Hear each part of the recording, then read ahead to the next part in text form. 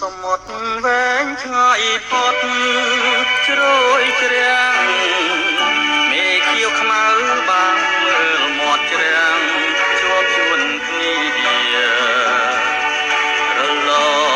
ងរលេងក្រោមចន្ទ្រាឲ្យរងារន្ធន់ស្លន់កាមា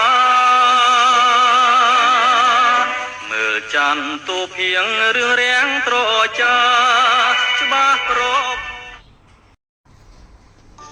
មើលទឹកសមុទ្រវែងឆ្ងាយផុតជ្រោយជ្រាំងមេខៀវខ្មៅបាំងមើលមាត់ជ្រាំងជាប់ជួនគ្នារលងរលេងក្រោមចន្ទ្រាឲ្យរងារន្ធន់ស្លន់កាមាមើលច័ន្ទទូភៀងរឿងរាំងត្រចា